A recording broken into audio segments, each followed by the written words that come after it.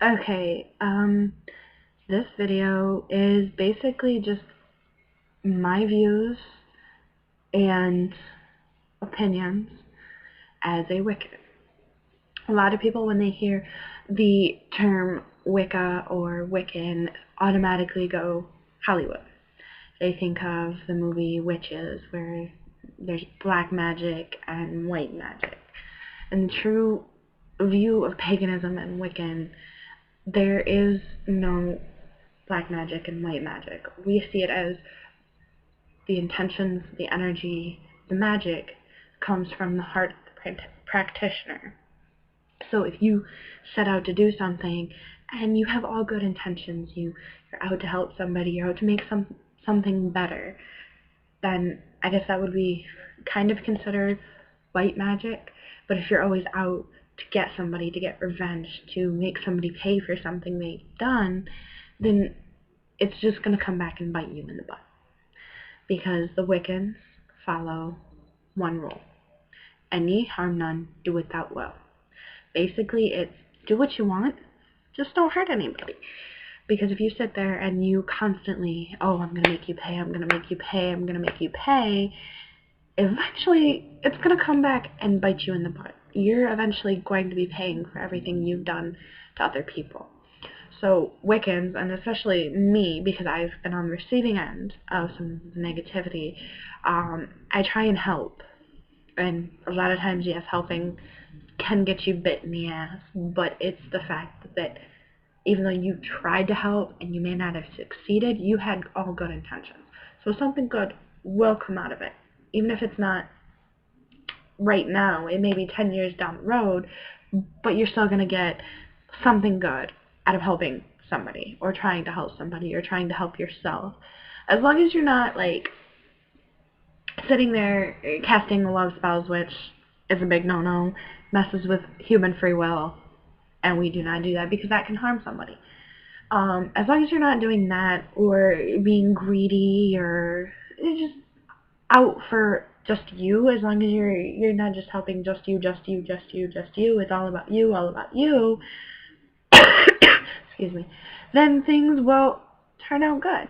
I mean, magic isn't instantaneous. You're not gonna cast a spell to bring money into your household and the next day you're gonna receive a $3,000 check in the mail.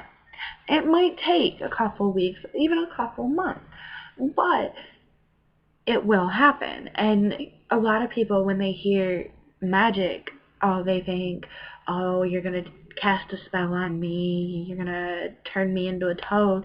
No, that's not what magic is. Magic is about utilizing the energies around you and turning them into something that can help others, or help yourself, or help your family, help your friends, help a stranger on the road. With paganism and Wicca, they go hand in hand. It's just Wicca is a more defined branch, technically, of paganism. I was raised in a non-religious household myself, and my mother had books of all religions. She had books on Buddhism, she had books on Wicca, she had books on paganism, she had books on Christianity, Judaism, she had it all. And she let us all, me and my sister, she let both of us choose our own religion. My sister chose Christianity, I chose paganism. Later on, I figured out that my mother believes the same as I do in the paganism and the Wiccan traditions, but at the time, she didn't want to force it on us. She let us choose our own and everything. Well, one year for Christmas, my mother, after I read all the books she had on Wiccan and paganism, she bought me a book called Teen Witch. It's by Silver Ravenwolf. It's a really good book for pagan and Wiccan beginners. It gives you history, it gives you the how-tos, the what-not-tos, stuff like that.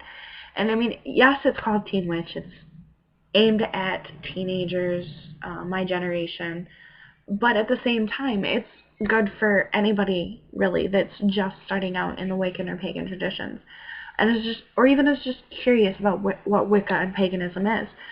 And what a lot of people I think, misconstrue is that if you are a Wiccan, you are a witch. That's not always true. I know a couple of people that are here, right here in my hometown. Excuse me. That are right here in my hometown that are Wiccan but do not practice magic. To be Wiccan, you don't have to practice magic. Being Wiccan isn't all about the magic. Being Wiccan is believing in Mother Nature, believing in the goddess, and sometimes, for some, the god. Myself, I believe in both the masculine and the feminine. I'm more lean towards the feminine, but it's the belief that everything in life is equal, that there's a creation and a destruction, a birth and a death, that everything in life has its own life force and that you respect it.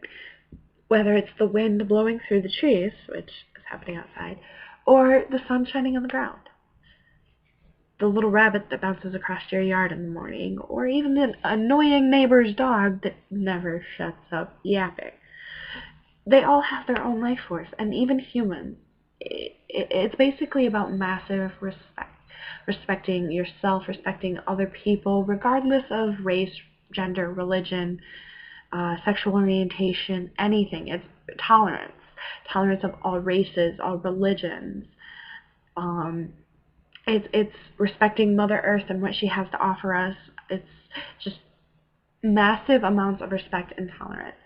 And that's something I figured out early at an early age when I started reading into this and trying to figure out, this might be for me. This feels right. And in my studies, I found that there are different types of Wiccans and different types of pagans. There's a lineage, and actually, there's different types of witches as well. There's neo-paganism. These are just the ones off the top of my head. I don't actually have a list in front of me right now. So, neo-paganism, which is New Age paganism, it's paganism taken in a lot of the New Age ideas and just kind of soaked them in, made it more modern. There's Old Age paganism, which is of the paganism from back in Ireland and Scotland before all of the witch trials. Then there's the Wiccans. There's a solitary witch, hedge witch, and kitchen witch. Solitary witch is somebody who practices by herself or himself, and just is one with themselves and their surroundings. A hedge witch, oh, and I forgot, there's lineage witch as well. But a hedge witch is somebody who, when they're doing magic, is more herbal. It's about the herbs, the leaves, the grass, just the plants. The kitchen witch is somebody who uses common things around her household or his household to perform their magic and their consecration of their energies. And then there's the lineage witch, is a witch that I found out that I myself am a lineage witch. A lineage witch is somebody that, whether or not they know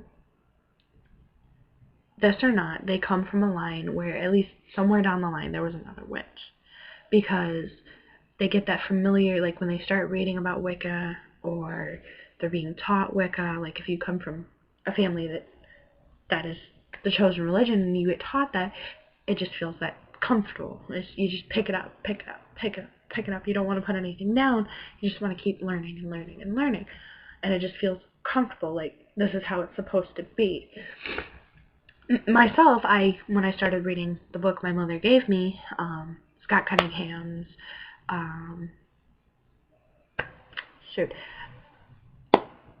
Scott Cunningham's A Guide to Wicca for the Beginning Practitioner, I just had that gut feeling that this is right. I know this feels right.